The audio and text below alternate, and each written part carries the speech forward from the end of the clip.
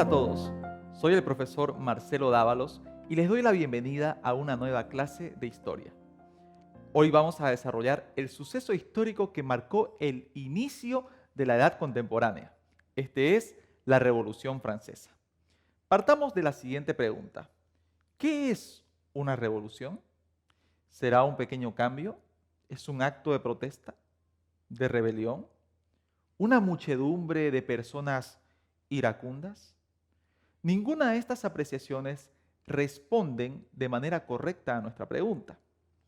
Una revolución es un cambio de estructura en una determinada sociedad, por lo que podemos definir la Revolución Francesa como un proceso histórico donde se generan cambios estructurales en la sociedad francesa, en su política y economía.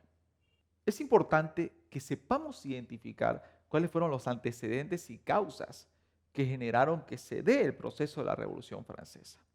Por lo que podemos destacar el absolutismo monárquico, que se caracterizó por el ilimitado poder del rey, considerado como el soberano y máxima autoridad en aquel entonces. La desigualdad social, política y económica, y también la falta de libertades y derechos. A todo esto podemos sumar la crisis de alimentos que vivía Francia debido a las malas cosechas y al durísimo invierno que aquejó a la población. El mal manejo económico del rey repercutió en una subida de precios de la harina de trigo. Esta era el insumo fundamental del alimento del pueblo francés, el pan. Así fue que comenzaron las primeras revueltas y actos de violencia que dieron origen a la revolución.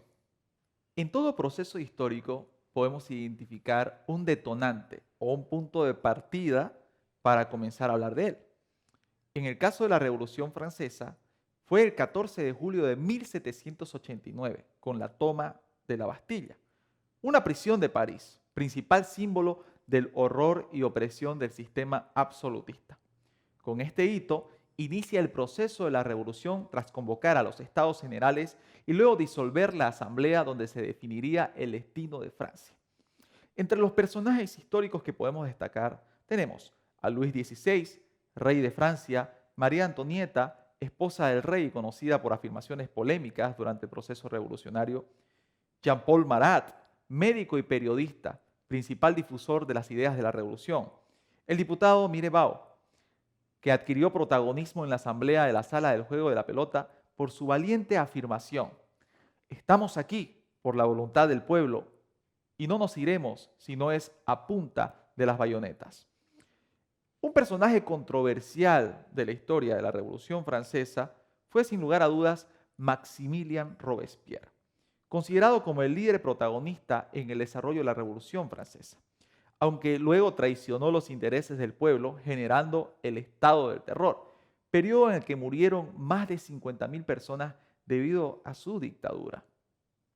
Las consecuencias de la Revolución Francesa fueron amplias y sin lugar a dudas muy trascendentales.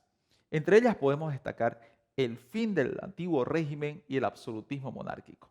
Se termina con los privilegios de la sociedad estamental que establecía, como ya lo sabemos, una pirámide de jerarquía social. Y nace la condición de ciudadanía a partir de la Declaración de los Derechos del Hombre y del Ciudadano. Se rompe con el monopolio de la Iglesia y se expropian sus bienes a favor del pueblo. Nace la República como forma de gobierno con independencia de poderes y el cumplimiento del imperio de la ley. Un detalle muy curioso para todos es reconocer el origen de los términos ideológicos de izquierdas y de derechas, que tiene que ver con el lugar donde se sentaban los girondinos, que eran los conservadores e impulsores de conservar la figura del rey de manera constitucional. Ellos se sentaban a la derecha. Y los jacobinos, promotores de una república y un cambio radical de la estructura política de Francia, se sentaban a la izquierda. De ahí deviene el uso de estos términos que son básicamente la estructura de pensamiento político con el que se refleja en la actualidad. La Revolución Francesa fue un proceso histórico que cambió los cimientos de la sociedad francesa y los principios implementados influyeron en las constituciones políticas de la mayoría de los países europeos. El lema francés, libertad, igualdad y fraternidad, se constituyeron en los principios más importantes de la cultura política occidental.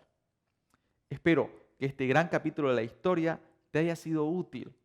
Refuérzalo estudiando mayor contenido sobre la Revolución Francesa. Nos vemos en una siguiente oportunidad.